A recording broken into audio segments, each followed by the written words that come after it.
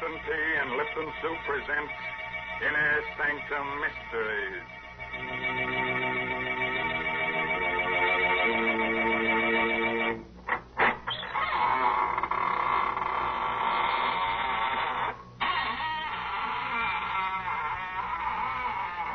Good evening, friends of the Inner Sanctum. This is Raymond, your host, at the squeaking door. Come in, won't you? Well, you're shivering. Cold? Oh. Well, don't let it throw you. Just remember that many are cold, but few are frozen. Well, our story, to be different tonight, is about murder. Murder and a clock. So, if you've got a little time to kill, let's do it now, huh? Why, Mr. Raymond, nobody can really kill time. Well, maybe not. Did you ever hear of an alarmed clock? Mr. Raymond, someday you're going to choke on one of those puns. And won't that be nice, Mary? Then you can revive me with guess what, Lipton tea. Oh, dear. Must this go on week after week? Why must I talk to the only person in the world who doesn't know the proper uses of Lipton tea? Oh, don't say that. It isn't used to revive people. At least not in the way you mean it. Of course, lots of folks do find that Lipton's makes the day seem brighter. Yes, it sort of helps them through their housework to sit down now and then between meals, as well as at dinner and supper, and enjoy a cup of Lipton tea. And the reason why Lipton's is so satisfying is because of that one little word, brisk. B-R-I-S-K. Tea experts say that Lipton's has a brisk flavor, which means that it always tastes tangy and bracing. It's never flat or wishy-washy. So folks ask for Lipton tea at your grocer's.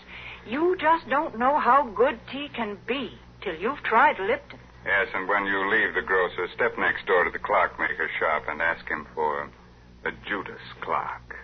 If he doesn't have it on hand, just ask him to give you the works. Yes, the title of tonight's story is The Judas Clock. It's an original radio play by that old clock watcher, Christopher Mayo.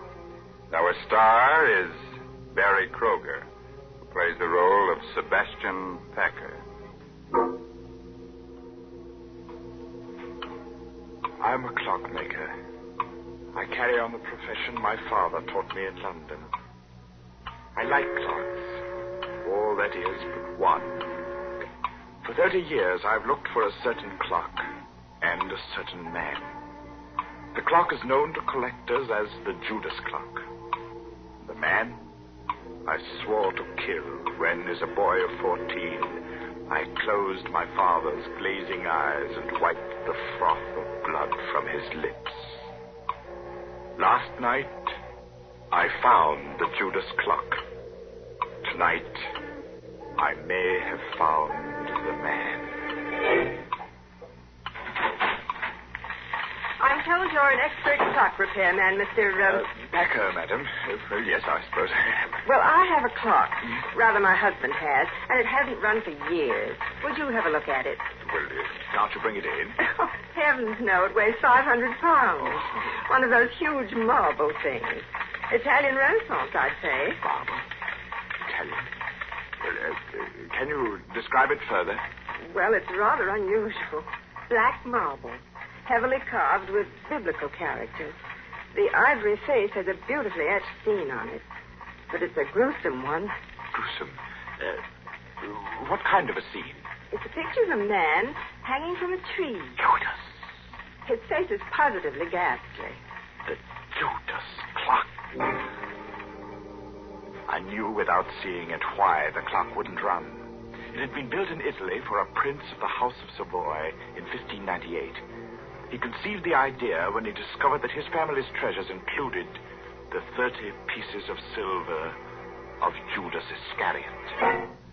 The clock was made to run only when the 30 silver coins of Judas were in place in the clock's hollow weights.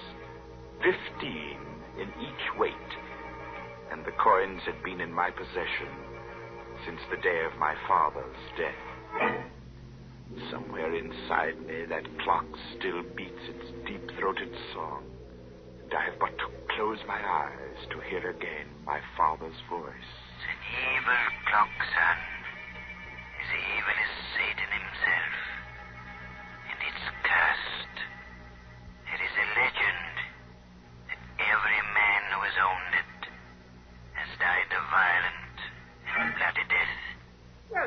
Can you fix it? Oh, I'm sorry. I was daydreaming. Wait, yes, does Mr. Arnold. Arnold, does Mr. Arnold know that you're having the clock repaired? No. We've only been married a few weeks, and I'd like to have it working when he comes back to town tomorrow. Sort of a surprise. Yes, I see. Then I'll be there in half an hour, Mrs. Arnold.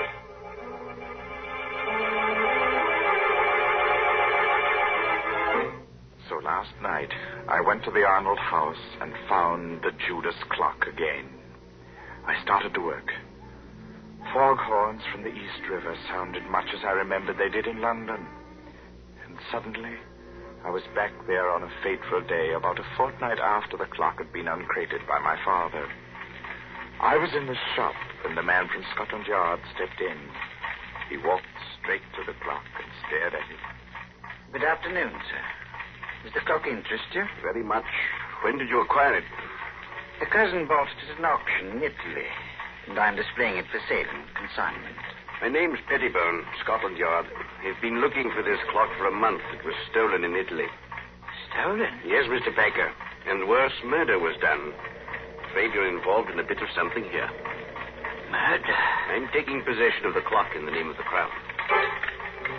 I shall never forget the look of horror on the detective's face a moment later. He laid his hand on the clock's carving, and it froze there, while his face drained white and his eyes bulged. He opened and closed his mouth soundlessly and crumpled to the floor with his hands to his throat. He was still and twisted and very dead. Mr. Pettibone had died of a heart attack the moment he took possession of the clock. I helped Father drag him into the stockroom. Father wanted time to think, so I went to my room. I dozed off only to wake hours later at the sound of angry voices. Well, Cousin Andrew, you've done me a fine turn, haven't you? I've told you I didn't mean to kill the old girl. It was an accident. Don't talk so loud.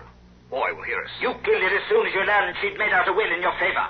Then when you thought it was safe, you sold all her furnishings and sent the clock to me to sell. Very well, I did. You're in it to the ears. I'll go to the police. And how will you explain poor, stiff Mr. Pettibone lying in your stockroom all this while? Besides, Timothy, there's nothing to fear now Pettibone's gone.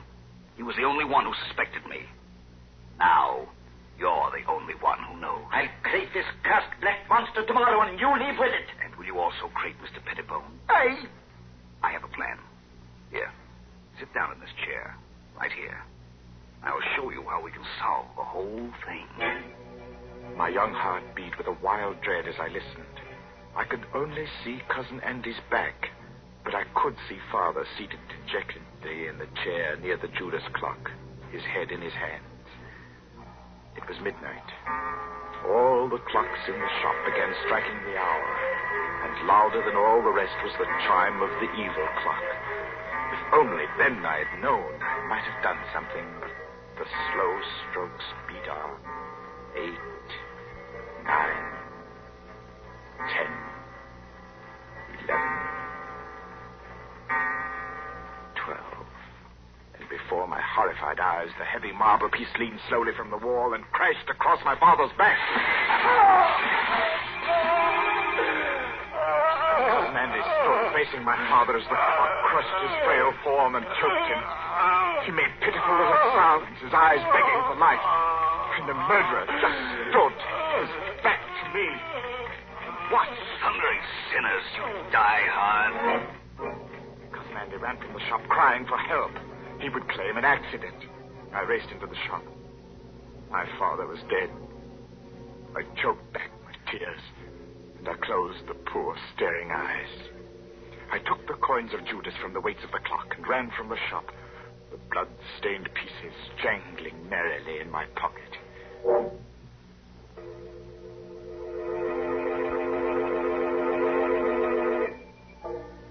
Armed with the notion that the coins were of value, and the definite notion that I must eat, I approached one of the many dingy little curio shops in the Limehouse district. I stepped through the fog toward a shop where a dim light burned in the rear. Every inch of wall and ceiling was hung with curios, old armor, swords, and shields. I would have run out, but a weazened, apish man barked at me from the rear. Well, what you want? I have something to sell. What you got? I have the 30 pieces of silver that belong to Judas Iscariot. I'll twist this scrawny neck off you. Pulling me leg, eh? Oh, no, sir, I'm not pulling your legs, sir. Here they are. All right. Silver, right enough. Where'd you cop them? Oh, I didn't steal them, sir. They belong to my father. A likely tale, that. Will you buy them? Buy him, he says. Buy him. Get out of here before I cause a bobby, you scamp. Get out. Oh, no, give me my coins. Get out or I'll come about and fetch you a sound one. The ugly brute came toward me. He held my coins clutched in a tight, hairy fist. Before I could move, he had struck me. And I hit the wall with a clatter. And then it happened again. For the second time that night, the curse of the Judas clock struck. As I hit the wall, my eye caught a metallic glint above, and a heavy object dropped from the ceiling. The man was about to strike me again when the object struck his head. And remained part of him. He fell. His skull split in two by a hangman's axe.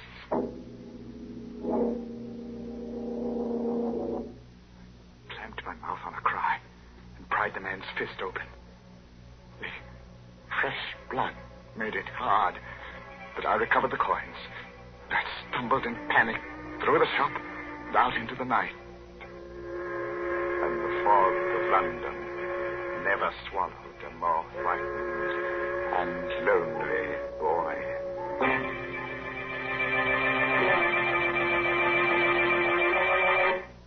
That nasty fog swallowing a little boy. That reminds me of a little nursery rhyme. Hickory dickory dock, the mouse ran up the clock. The clock struck 2. Look out, it might strike you. Heavens, I'm glad I don't own that terrible clock. Oh, don't say that, Mary. Just think if you had the Judas clock, then time wouldn't hang heavily on you. No, it would fall on you. Well, if it did fall and you rescued me, wouldn't that make you a time saver? Well, split my sides with an axe if Mary didn't make with a joke. Well, a very little one, Mr. Raymond. That's true. But seriously, I do have something to say about a time saver. And I'm thinking about Lipton tea. You know, Lipton's is such a handy beverage. It takes so little time to prepare, and it's always so welcome. Yes, its famous brisk flavor makes it enjoyable, not just at your own meal times, but between meals and whenever folks drop in for a visit. That's why it's a good idea to buy Lipton's in the larger, more economical size packages. That's right. The larger packages are much thriftier. So you see, it's wise to keep on hand a really good supply of that brisk-flavored Lipton tea. Oh, sure, it'll come in handy to warm up the chills you get from these inner sanctum stories. And, brother, you're going to shiver plenty with Barry Kroger as Sebastian Packer as this story goes on about the Judas clock. I hadn't touched those horrible coins of Judas Iscariot since the day the storekeeper was killed. By now, I half believed the legend that death followed them. I began to feel that the only way I could escape their curse was to find the Judas clock and put the coins back in its weights where they belonged. One day, as I read the notices in the Times, my heart skipped a beat. It said, auction of clocks. Chopin Place, auction room, Saturday at 7. Rare items, one of them fine Italian Renaissance piece of black marble. Rare treat for collectors. Come early. Interested in something, young man? Oh, why, yes. Well, that is nothing in particular. Just looking at these splendid pieces. I thought I might stay for the auction. Look about. Auction won't start for a bit yet. I sauntered toward the black clock. My hand had scooped all the coins from my pocket. I would have to work fast and noiselessly. My sweating fingers began to unscrew the small cover on one of the weights. I would soon have the coins put back as I thought. Oh. What have you got in your hand there? Let's have a look. No, nothing at all. I was just examining. Examining my foot? You've got a flock of coins there. You must have taken them from somewhere in the clock. Yes. No, give them to me. Sometimes when things happen quickly, the mind retains details that would otherwise escape notice. As the men and I struggled, I dropped the clock's weight. It hit a short, round bit of metal directly below it. The man had a vice-like grip on my clenched hands. Blasted little wretch! No, I'll wrench your hand off for you! I heard a whirring sound within the clock, and before my horrified eyes, the supporting panel at the front of the clock's base slowly lifted on hinges. The clock was off balance and began to fall forward. I screamed a warning.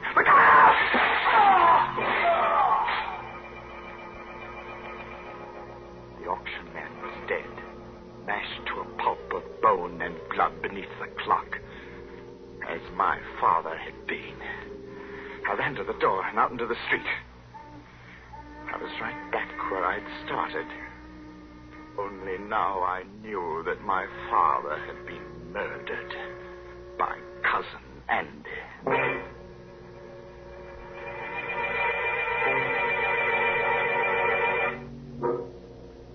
I walked for miles, trying to pull myself together. I wandered aimlessly, or so I thought. But fate had traced my path before me, because I was startled to find myself staring into the shop window of a rare coin dealer named Megaroyd. I walked into the shop. Mr. Megaroyd was a nice little man. He smiled a bit quizzically at my firm belief that I possessed the betrayal coins of Judas. I poured them onto his counter. Oh, I say, you could be right, you know. Well, these are the right era. I say, suppose they are. Let me put a glass to them. Mr. Megaroyd, would they be worth a great deal, even if they weren't the... Well, let me see. Yes, gracious, yes, they should be worth a great deal as collector's items alone. Well, Mr. Megaroyd, I feel that there's something I should tell you about these pieces. They... Yes? Oh, it's not important. Oh, well, now, just a moment. I have a catalogue on this here in my show window. I'll fidget just a jiffy. The coins lay on the counter. I watched Mr. Megaroyd run down the aisle. As he approached the display window, his foot caught in an electric wire which lay across the floor. The lights went out, and I saw him pitch forward and... Mr. Megaroyd! Mr. Megaroyd!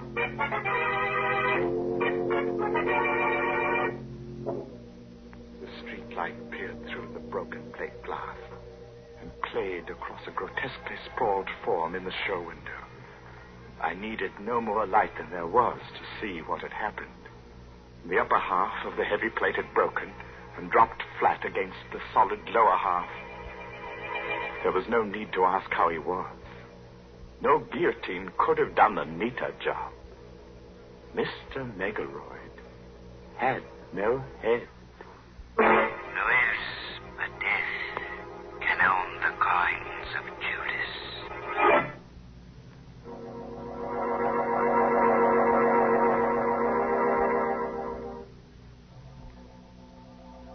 Tonight, I shall find out if Mr. Arnold is Cousin Andrew.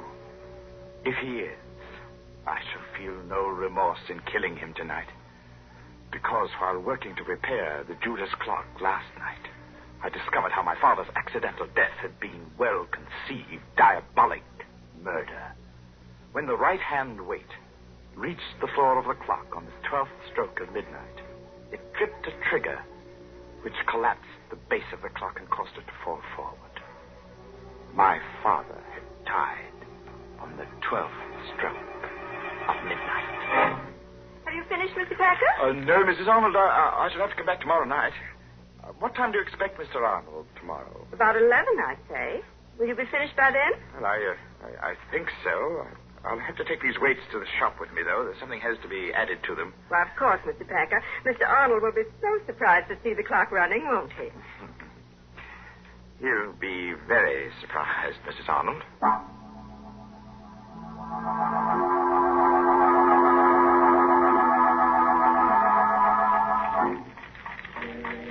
I put the coins in their place within the weights. Not 15 in each weight, but 15 in one and 10 in the other. The other 5 coins are in my pocket. In another pocket, I have a small 38, although I don't plan to use it. 8 o'clock, and I have a 30-year-old date to keep. Good evening. Oh, Mr. Packer? yes, but I'm closing now. I see you are. My name is Arnold. Just came in from Chicago. Sorry to spoil your little surprise. Or my wife's, rather. You surprised her instead? Yes. She had to confess. I wanted to go out, so she had to tell me about engaging you to repair the Judas clock. You don't want it repaired? By all means, I insist. It's a splendid idea. But what I came for, really, was to tell you that you and I have much to talk about. Oh, do we? Yes. But look, close your place and bring along whatever you need to fix the clock, and we'll talk about it at my place. I'm all set. Let's go.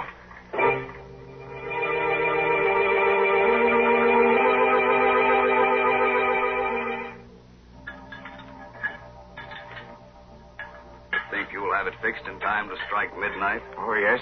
Yes, it will strike at midnight. Yes. Well, there we are, Mr. Arnold. Weights are in place. Let's see. Exactly 10 minutes before midnight. Set the hands. And just a little shove on the pendulum. So. And the Judas clock ticks again. It's an evil clock, son. Evil as Satan himself. The Judas clock wakes from a 30-year sleep. Hey, Cousin Sebastian. Cousin? What? That's what I wanted to tell you. My wife told me your father owned this clock in London. Well, yes. I was your father's cousin. You're Sebastian Packer, the little boy who ran away that night. Cousin Henry. Yes. I wonder how much you know of that horrible night when your father was killed. Well, I know the clock fell on Father. I heard the sound from my room, and I was so frightened. I ran down the rear steps in time to see them carry Father away. He was all covered up. So that was why I didn't find you in your room afterward. It happened so fast. We were sitting, talking. The clocks were striking 12. Suddenly, the base of the clock seemed to cave in, and... I know. I bought the clock at an auction a few years later. And it all fixed. It's good and solid now. I saw to that. Yes, sir.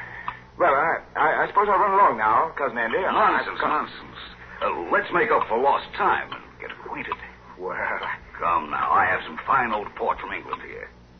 Sit down a while. No, not that chair. No? This one's a lot more comfortable. It's a funny thing. When you work with clocks, as long as I have, you get to philosophizing about time. That's so. How? Well, here I sit by the big clock, just as my father sat 30 years ago. You know how many seconds ago that was, Cousin Andy? No. Do you? Well, 315,360,000 seconds in 10 years.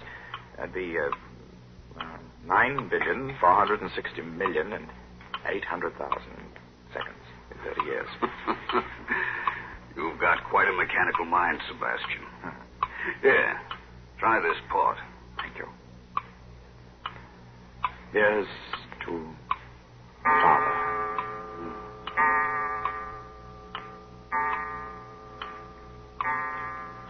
What's the matter, Cousin Andy? Are you ill? No. Your face is quite drawn, gray. Shut up.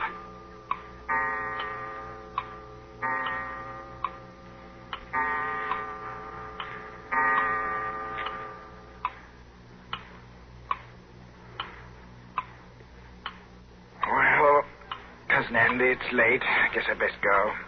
You know, you do look awfully sick. Oh, don't get up, old man. Here, sit down and relax. Take my chair. It's the more comfortable.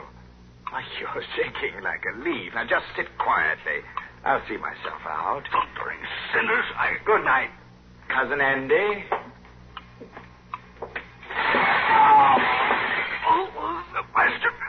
Sebastian. Get it off. The back.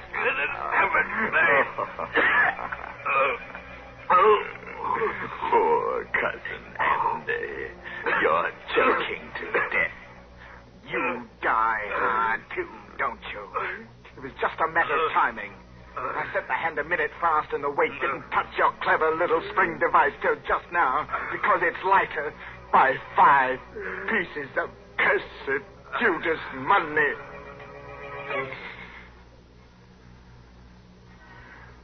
Rest easy, Father.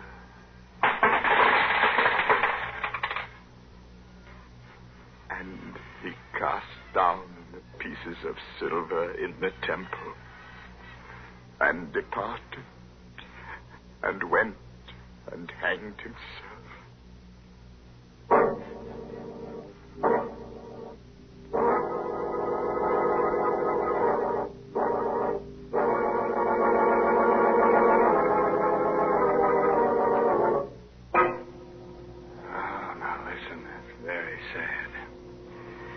But a fine chime was had by all. Anybody want to buy a large grandfather clock? I'm in the market for a sundial myself. A sundial? My, they are old-timey. Say, Mr. Raymond, if you're afraid of clocks that tick, why don't you try to get hold of one of those old Egyptian water clocks? Oh, Mary, now you're going to tell me that when tea time comes around, the water begins to boil in the clock? Well, that would be quite an invention. But no, Mr. Raymond, right now I'm not going to talk about Lipton tea. Instead, I'm going to tell our listeners about an important job that lies ahead. A fight that's far from finished. Yes, the battle for Japan. Our government says that this Pacific War will be one of the most bitter and difficult in history. Never before has a nation fought so far away from its own shores. And to support this fight, we at home must work even harder at our home front activities. We must keep on buying more and more bonds, and we must hold on to them. And above all, we must stay on our war job until the job in the Pacific is over.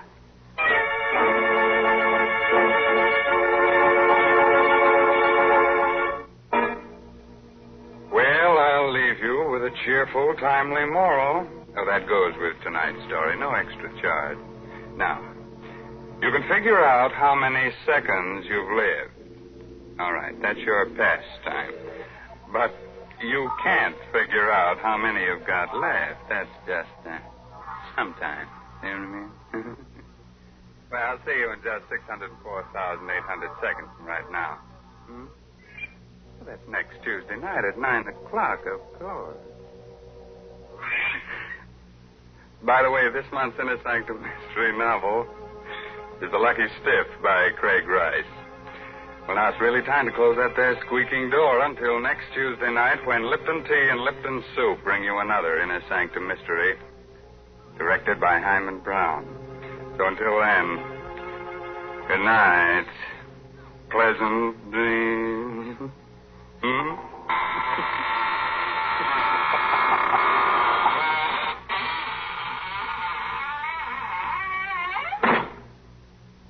Folks, if you'd like to give the boys overseas a real taste of home, then why not include a package or two of Lipton's Noodle Soup Mix the next time you send them a box of food? Yes, Lipton's has the same homemade, chickeny taste as the soup you make right in your own kitchen. That's why it's a thoughtful, welcome little gift to send Lipton's. And as you know yourself, Lipton's Noodle Soup makes a grand snack.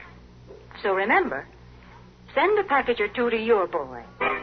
And remember to tune in next Tuesday night for another Inner Sanctum Mystery.